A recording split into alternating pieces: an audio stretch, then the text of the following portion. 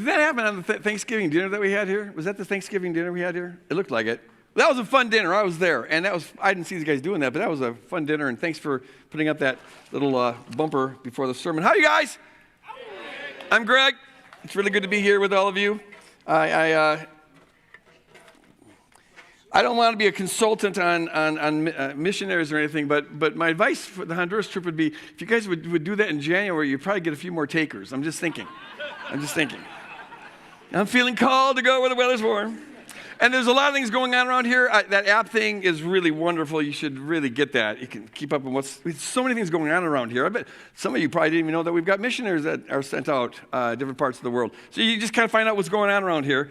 And some cool events. One I would just like to just mention briefly was that this Friday, the TAP is having a party. If you want the best party in your life, yeah, you got it. Best kingdom party, man. It is just so fun. It's just so fun and beautiful. It's beautiful. Okay. So we're in a series here that we're calling More Than a Name, and I'm in the process of discovering that my notes are all mixed up. More Than a Name, we're basing it on Isaiah 9, and which is a prophecy about the coming Christ. And we're doing this with having an apologetic twist. Apologetic just means giving reasons for what you believe. And so we're going to be talking not only about what this passage says about the Christmas story, about God becoming a human being, but also why should we think it's true? And that's a very good question to always be asking yourself. Why do I believe this, or why don't I believe this? I don't want to believe something that's not true. And so I'm always interested in, like, if someone's got objections to what I'm believing, I want to hear them, because I have a phobia of being duped. And so we want to kind of lay those out there. And that's good, not just for, well, we're hoping that you invite some friends, and there's some folks here that are maybe not believers or on the fence or kind of there. I'm hoping that there's folks here like that. And I'll be giving you reasons why I would encourage you to consider becoming a disciple of Jesus. But even for believers, the Bible says, Peter tells us, be prepared to give an apologia. That's a Greek word for reasons. We get the word apologetics from it. Be prepared to give a reason for the hope that you have within. And so this is information for some. It should be equipping for believers, because you always should be ready to be able to say, well, have you ever thought about this, as you're talking with people about Christ? So the passage is Isaiah 9, which says this. For a child has been born for us, a son has given to us. Authority rests upon his shoulders, and he is named Wonderful Counselor, Mighty God, Everlasting Father, Prince of Peace. We just sang about it. His authority shall grow continually, and there shall be endless peace for the throne of David and his kingdom. He will establish and uphold it with justice and with righteousness from this time onward and forevermore. Amazing thing here, this prophecy 700 and some years before Christ is born. Isaiah says that a son will be given to us. He'll be a human being. A child will come. But then he says this child will be mighty God, an everlasting Father. And so here, Isaiah is getting a glimpse into this remarkable truth that the coming Messiah was going to be more than just a mere human being. He would be the embodiment of the mighty God. We find the same thing in Micah. I talked about this a little bit last week, but we had a storm, so half of you missed it. But it's just too good to pass up, so I'm going to go over it again. But you, O Bethlehem of Ephrathah, who are one of the little clans of Judah, from you shall come forth for me one who is to rule in Israel, whose origin is from of old, from ancient of days.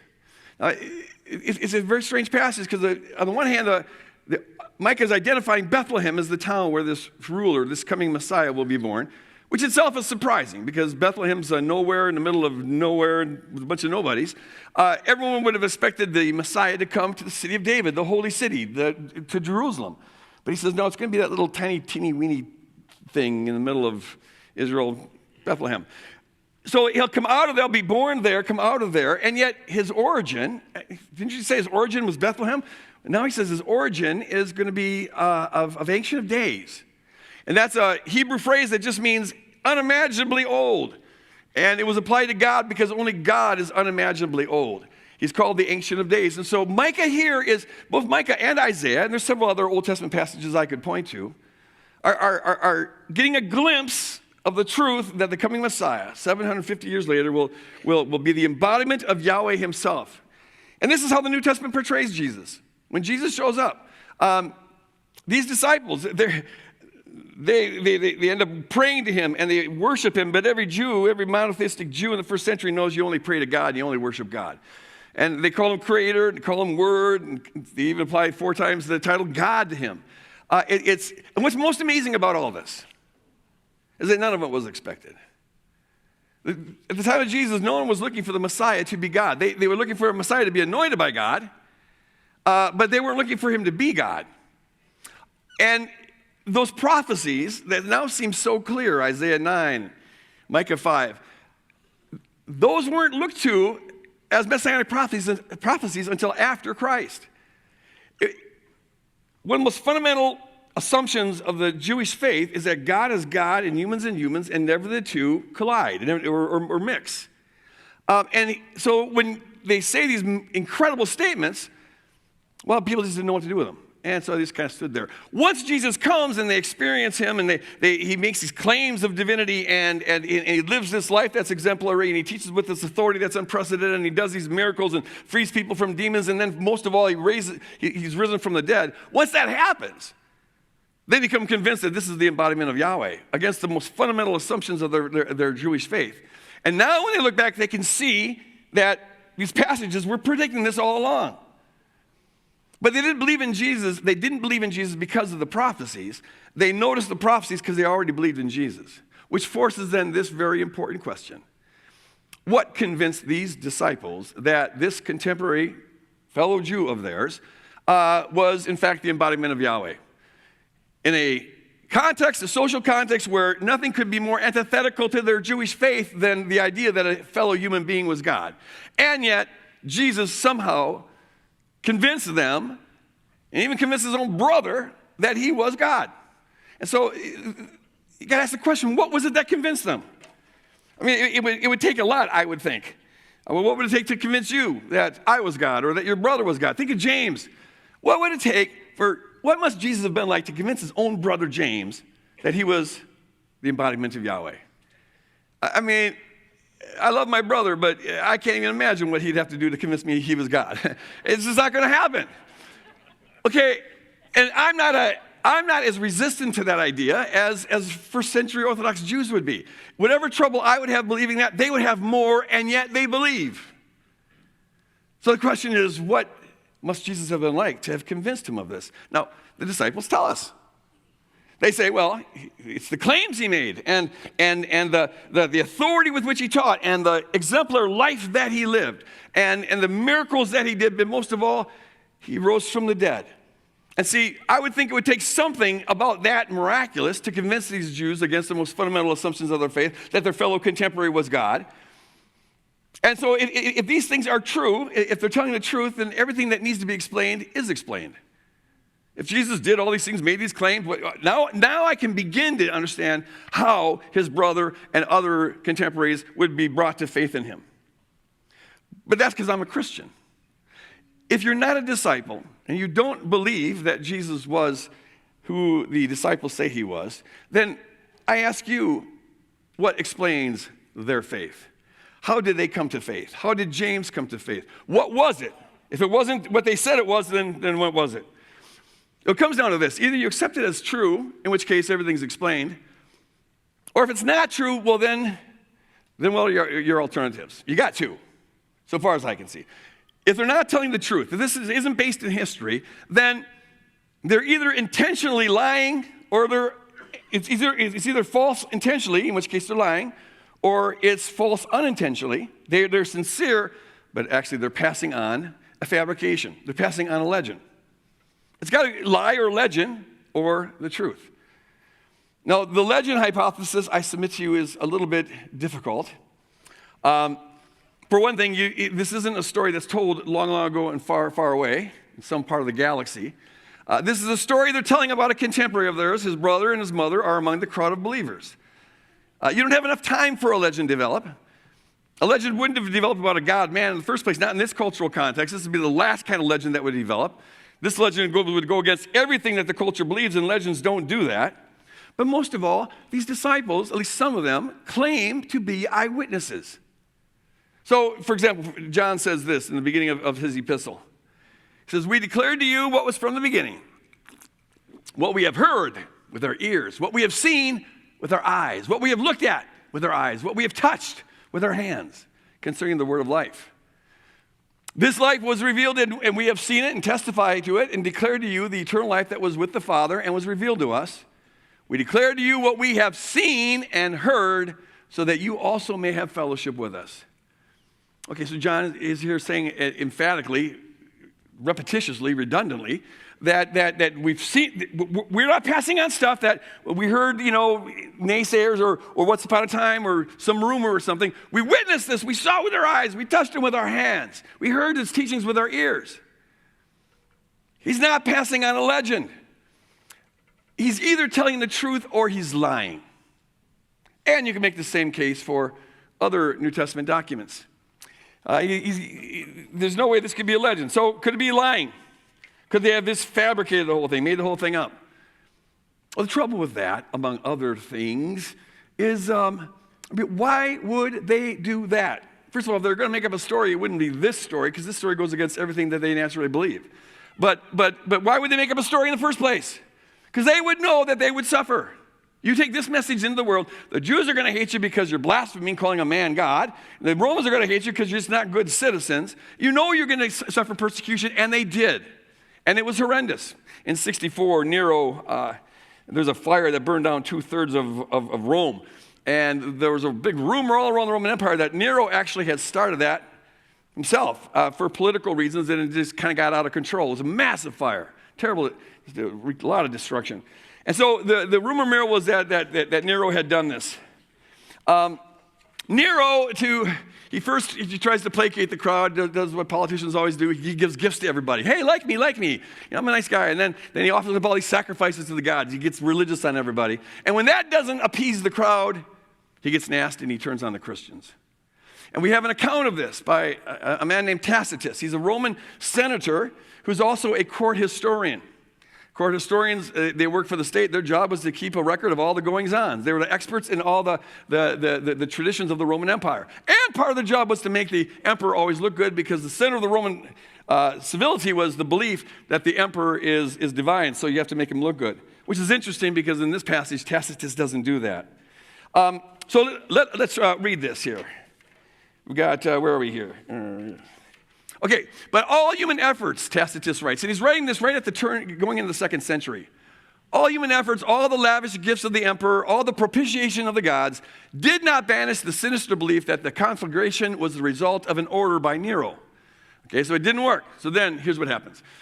Consequently, to get rid of the report, Nero fastened the guilt and inflicted the most exquisite tortures on a class hated for their abominations, called Christians by the populace. Christus, and that's just the Latin form of Christ.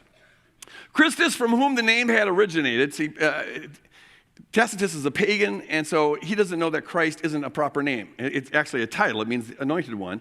But he doesn't know that, and so he thinks it's a name. Christus, from whom the name had its origin, suffered the extreme penalty during the reign of Tiberius at the hands of one of his procurators, Pontius Pilate, and a most mischievous superstition, thus checked for a moment, again broke out, not only in Judea, the first source of the evil, but even in Rome, where all things hideous and shameful from every part of the world find their center and become popular. Little jab there. Accordingly, an arrest was first made of the Christians who pleaded guilty, and then upon their information, an immense multitude was convicted, not so much for the crime of firing the city, for setting the city on fire, as for hating humankind, hatred of humankind. So here we have earlier references to secular references to Christians before this, but this is the most informative one. Here, Tacitus confirms the basic historical framework of the Gospels. This Jesus, this Christus, was born in Judea, ministered in Judea. He was crucified when Tiberius was the emperor, and when Pilate was the procurator. And that's exactly what the Gospels say. So it is secular confirmation of the basic historicity of the Gospels. It also confirms that by 64, this little tiny cult, as the Jews saw it, it had spread out throughout the whole Roman Empire. It's really quite amazing. In fact, from Pliny, we find that there are Christians way up there in the north, in Bithynia and the outer regions of the Roman Empire. They got everywhere. In 30 years, this movement spread from 120 scared disciples in an upper room, and within 30 years, they're everywhere in the Roman Empire, despite the fact that the population as a whole doesn't like these people. Tiberius hates them, Tacitus hates them. He thinks that they're an abomination. And yet the gospel spread. It just shows you that these early Christians were very zealous in their faith. They were out there preaching it, and were willing to pay the consequences for it. Tacitus also confirms this, that after Christus, Jesus Christ, was crucified, the movement broke out all throughout Rome. Now, what's interesting about that is the reason you put the leaders to death is to kill the movement. And Romans were experts at this. This is how they kept the Pax Romana, the peace of Rome. They knew how to squish movements. You go in there, you round up whatever leaders you can find, kill them, and if you can't find them, you find anyone. You just, to install terror in people, you crucify them on the hillside. They knew how to stop movements. How did they miss this one? It makes me wonder what might have happened after Jesus died that caused the movement to explode. When you thought you were putting it to death, you thought you were extinguishing it, it explodes. What might have happened? I don't know. Well, the disciples give us a clue. They say he rose from the dead. After he was crucified, he rose from the dead. He appeared to us. 40 days they had hung out together. I mean, they were convinced he rose from the dead. And see, if they're telling the truth, well then, that explains things, wouldn't it? I would think it would take something like a resurrection from the dead to turn these disciples who are scared, fearful, hiding away, and turns them overnight into this zealous band of disciples who go out into the Roman Empire and preach this gospel. If Jesus rose from the dead, you can explain how their faith changed. If he didn't, if you don't believe he rose from the dead, then what's your explanation? One of my favorite things to do is to read non-Christian historians wrestle with this question. I love it because they squirm so wonderfully, trying to... And so maybe they had a hallucination. There's one guy who wrote a book, and he actually proposes that in Galilee, there was growing at that time in the first century a certain kind of mushroom that had wonderful hallucinogenic powers. And so these disciples were strung out on these mushrooms. No wonder they thought that Jesus was God and rose from the dead. I mean, hey, dude, did you see Jesus walk through that wall, man? I got trails. Well, yeah, wow. And they're going to go out and change the world. Come on. Come on. Got any of those mushrooms, man? The first communion was really mushrooms, man. They're all getting high. Like, it just shows you how far people are willing to go to avoid the conclusion that he actually rose from the dead, to avoid the conclusion that they were actually accurate when they reported why they believe what they believe. So Nero, to deflect the blame off himself, he pins it on the Christians.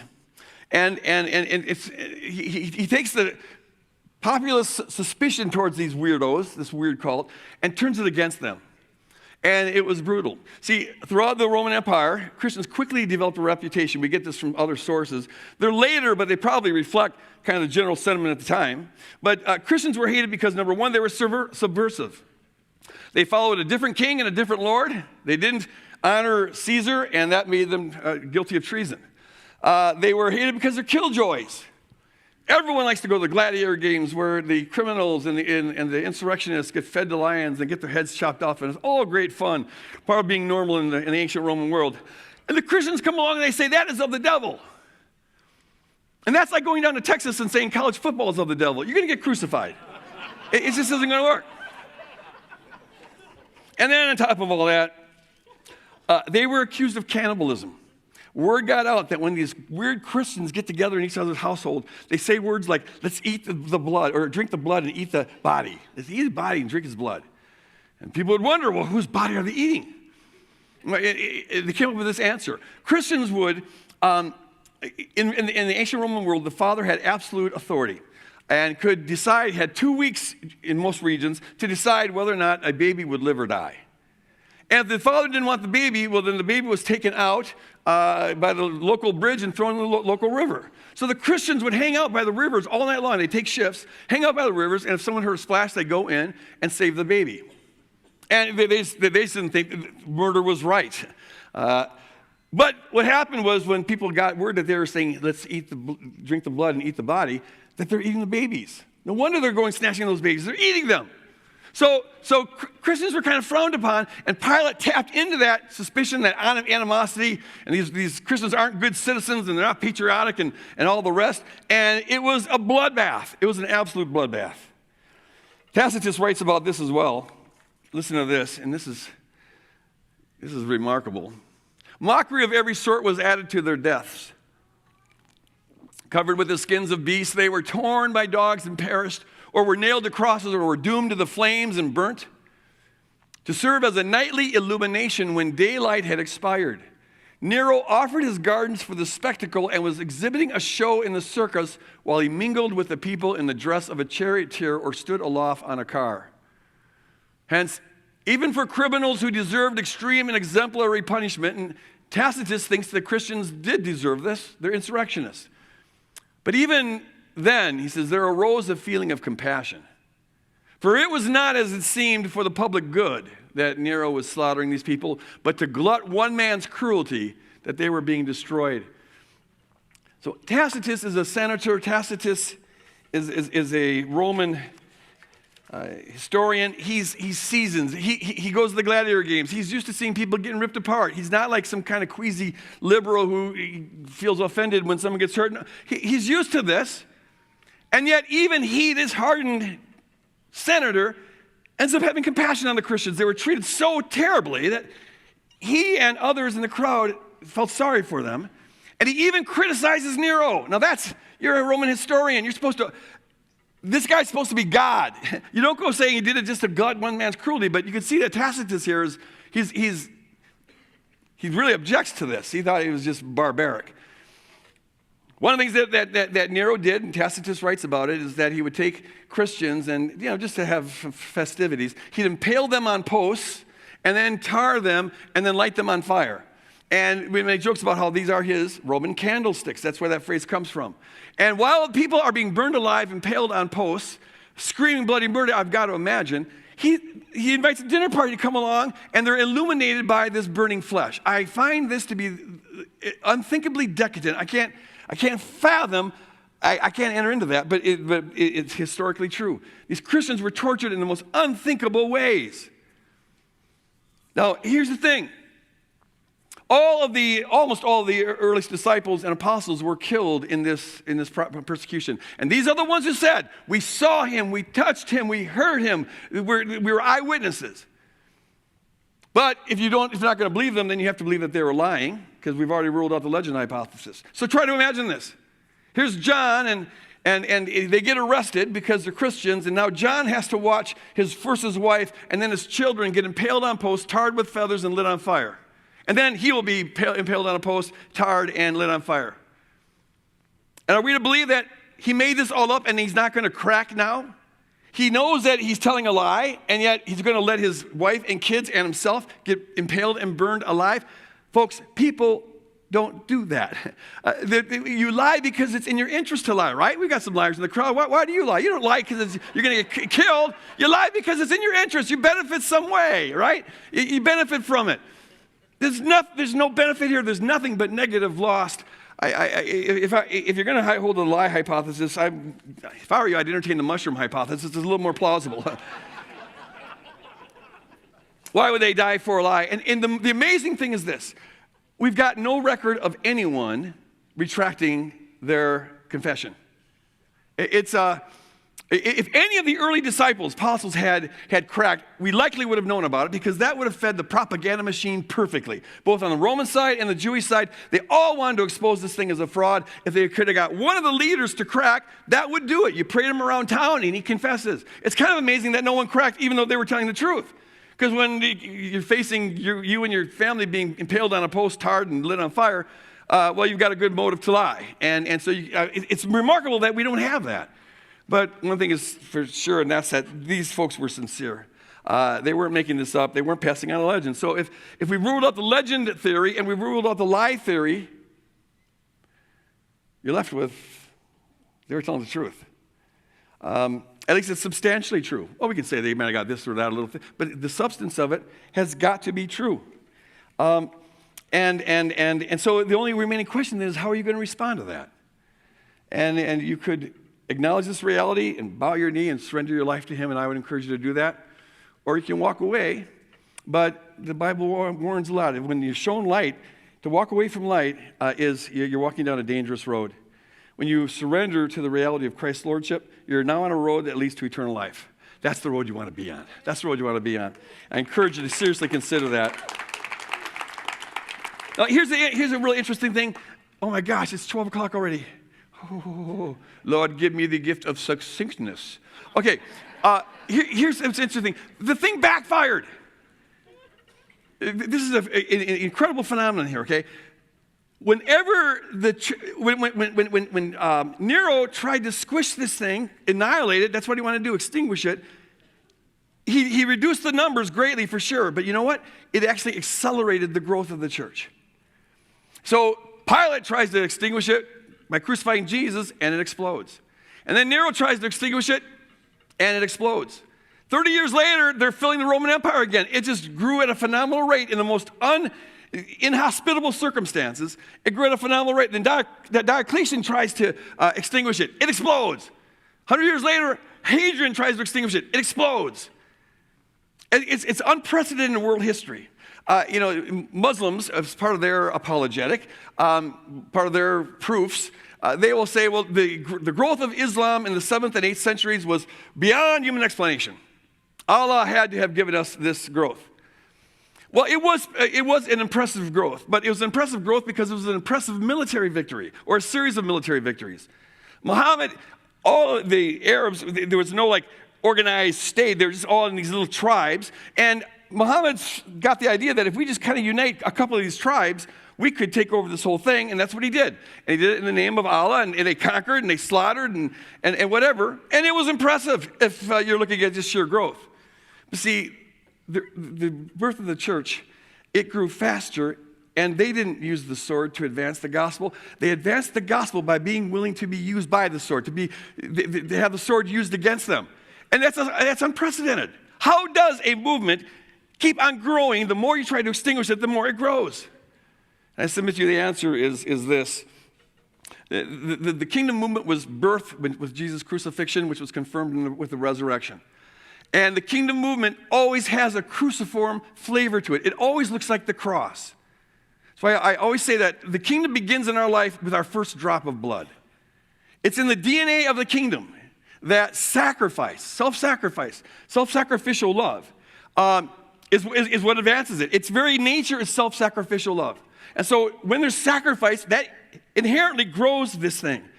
It's like Jesus, you remember the story where it wasn't a story, it was an actual event, where there's a lady who puts a penny in the offering where everyone else is putting in all these big gifts. And Jesus says, that lady put in more than everybody else because that was all she had. And what he's saying there is, money isn't the currency of the kingdom. It's the sacrifice behind the money that you give that is the currency of the kingdom. It's the bleeding that advances the kingdom when the bleeding is done out of love. It's when we're denying ourselves individually and corporately for the sake of others. That is the essence of the kingdom. That's what God's doing on Calvary. And when we replicate that, when we do that, it advances the kingdom. And nowhere more do Christians ever do that than when they're being persecuted. For the church is called to look like a kind of corporate Jesus, a giant Jesus, right? And nowhere has the church looked more like a giant Jesus than when the church was being crucified. When the church was imitating Jesus in terms of a self-sacrificial death. And that brings me to the mighty God. I know you were wondering, when's the mighty God going to come into this? Well, here's the mighty God. Because here's what's amazing. It's amazing that Isaiah and Micah could see that the 800 years from now, there's going to be a person who's going to be born who's going to be both God and human. That's amazing. But what's really amazing is that the one who fulfills this, who fulfills the mighty God prophecy, as regarded as mighty God, he's the same one who got crucified. What is mighty about that? In fact, it's not just that, the mighty God got crucified, but in the New Testament, the cross is the perfect expression of the mighty God. The cross expresses the mightiness of God. When God flexes his omnipotent bicep, it looks like him getting crucified out of love for his enemies, the very enemies who are crucifying him. That's the power of God. So here's what Paul says in 1 Corinthians. He says, the message about the cross, it's foolishness to those who are perishing, but to us who are being saved, it is the power of God. The cross is the power of God. We proclaim Christ crucified, a stumbling block to Jews and foolishness to Gentiles, but to those who are called, both Jews and Greeks, Christ is the power of God and the wisdom of God. The cross is the power and the wisdom of God. That is among the craziest things anyone has ever said, which is partly how I know how it's divinely inspired. We've got a whole history of religion. We know what gods look like when human beings invent them. We take the kind of power that we lust after, which is coercive power, power to get our way, power to impose our will on others, power to win, power to defeat our enemies. We like that kind of coercive power. So we attribute it to the gods. And then religion becomes a quid pro quo arrangement where we do some things to please the gods, and the gods help us kill our enemies, and blah, blah, blah, blah, blah. Been going on since day one. Paul comes along and says, sorry, you got the wrong concept of God. The power, the true power of God is God's willingness to suffer. God's willingness to enter into solidarity with us in our sin and in our judgment and to bear it himself. That is the power of God. The true power of God is the power to give yourself away. The way to change the world is give yourself away, invest in others. Not that you have to become, some kind of ascetic out in the desert or something like that. No, or just walking around having nothing, but to have a life orientation that's other directed, where you notice people, you love people, you're pouring out for people. That's the essence of the kingdom. And it's totally contrary to what the world's always said about the gods. It's insane, but it's beautiful. It's absolutely beautiful. The power of God is expressed in his willingness to give himself away, to sacrifice for the sake of others. And see, it looks foolish and weak to the world. It looks so foolish and weak to the world. That's stupid. What kind of God gets himself crucified? How is that mighty? Mightiness is supposed to protect you, not get you killed. Paul says, no, the mightiness of God is the power of that cross. And see, it looks foolish and weak, but in fact, it's the most powerful force in the universe. You can have, if you have enough coercive power, you can pretty much get anyone to do anything, say anything, but I don't care how many guns you have, bullets you have, laws you have, tanks, fighter jets, nuclear weapons, you cannot make a person love you, you cannot make a person love God, or love themselves, or love others. You can't change a person's heart. Force cannot change it can harden a person's heart, but it cannot change a person's heart. It's only the cross-like love of the mighty God that can get on the inside and change a sinner like me from the inside out. It's only the power-like cross of the mighty God that can possibly change an enemy into a friend and stop a cycle of violence that characterizes this world. It's only that cross-like power of the mighty God that can empower people to love the unlovable and forgive the unforgivable, and to see the invisible and to care about people who even aren't on other people's radar screens. It's only that cross-like power of the mighty God that can get on the inside and melt the calluses in our heart and open our eyes to see the beauty in the difference of people and the uniqueness of people rather than seeing categories or labels or problems. Only the love of God can do that. You can get a law or a rule that says people ought to do that, but nothing will empower them to do that until the love of God begins to get on the inside. It makes all the difference in the world, doesn't it? It can take a hateful heart and make it loving. That's the power of God, the power of the cross. A hateful heart, make it loving. You can take a racist heart and you make it embracing. Take a fearful heart and transform it into something courageous. Take a faithless heart, make it transform it into something faithful. Take an arrogant heart and transform it into humility. Take a despairing heart and infuse it with hope. Only the love of God, the mighty God that's revealed on the cross, can bring about that kind of change. And see, here's the thing. That's the kind of change. This love, this power of the cross is the hope of the world. And it's where this is the kind of power we're to trust. Because here's the thing. The problem with the world, and there's a lot of problems with the world, but it's not like we're going to figure this out. It's not like if we get the right policy, get the right laws, get the right armies to win the right battles, well, then things will go well. It's a merry-go-round. It will just keep on going on. Because the problem is in the human heart, which tells you that all the world's coercive power isn't going to save us because it can't get to the problem. The one power that is powerful enough to get in there is the power of the cross, the power of self-sacrificial love. And folks, that's the kind of power that we are called to manifest at all times. Now here in America, we're blessed. We don't have to usually give our life for our faith. That may change, who knows? But right now, but we're still called to be martyrs. Tertullian said this. He said that the blood of the martyrs is the seed of the church. And I think this is just so profoundly true. Now, martyr, in the early church, the word martyr just means to bear witness. But it became synonymous with giving your life for your faith when the Christians were persecuted. We're all called to be martyrs in the sense of being witnesses.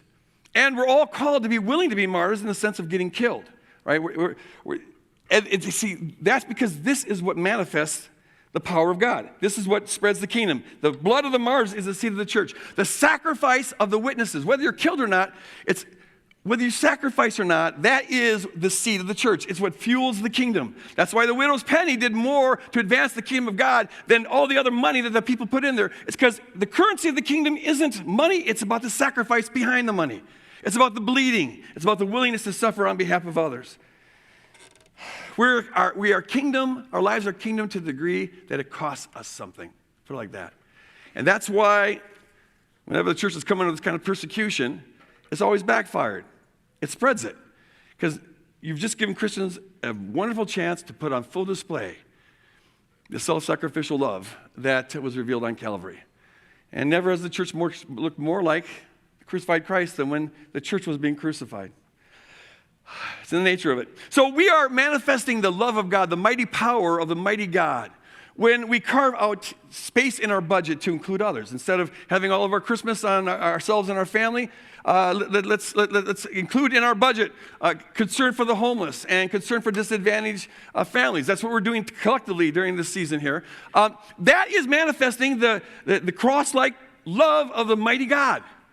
And when you stop doing something you wanted to do because there's somebody in need, you're manifesting the power of the outrageous God. And when you carve out time out of your busy schedule to volunteer, whether it's at children's church or youth, or you come to the tap, or you go to Lyft, or you have some other place that you're investing in, that is manifesting the power of the Almighty God.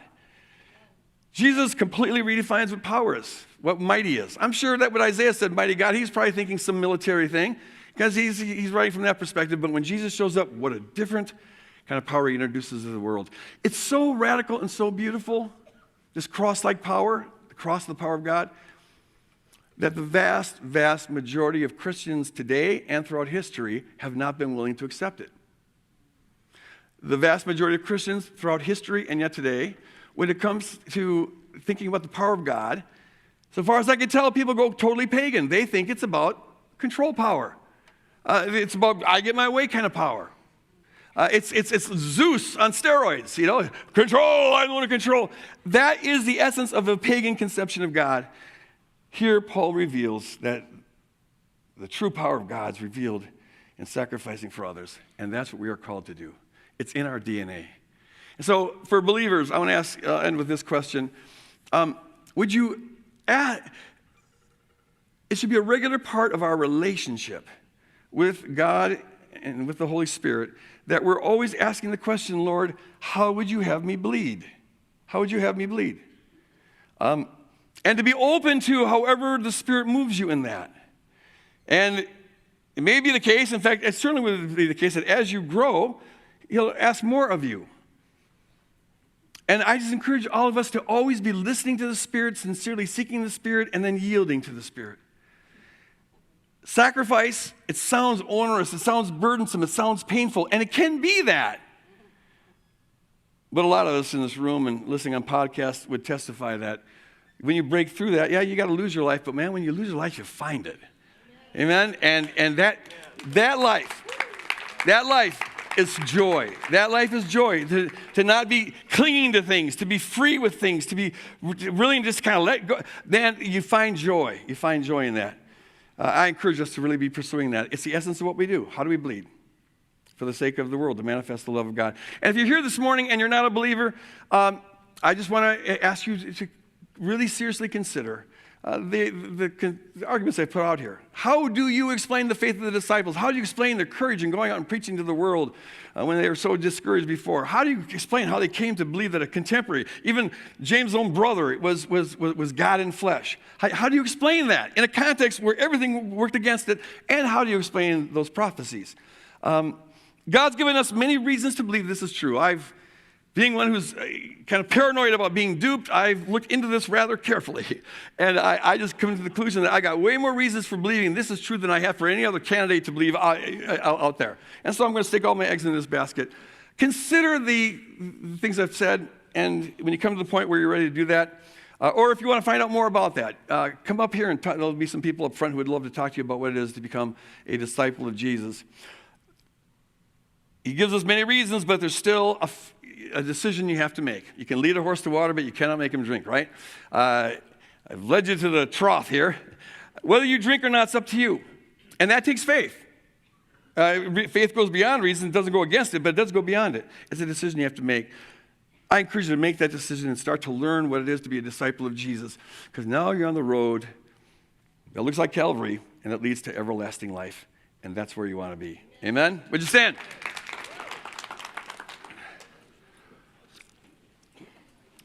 I'd like to ask the prayer teams to come forward here, and if you're here this morning, hey, you know what? I'm going to give a hallelujah out here, right here. I have got a little of that chest cold going around, and it was kind of iffy today, but it got prayed over, and I have not coughed one time this morning. So, woo! Now watch, I'll start coughing up blood here. So if you're here this morning, have any that could use prayer, come up here and talk to these folks. They'd love to pray with you. And if you're here this morning and are interested in finding out what it is to be a disciple, come up here. They'd love to explain that to you. As we leave this place, can we do it as a people who are committed to following the mighty God, manifesting the mighty power of the cross to all people at all times? No ifs, ands, or buts. If you're in agreement with that, say amen and go out and do it. Amen. See you next week.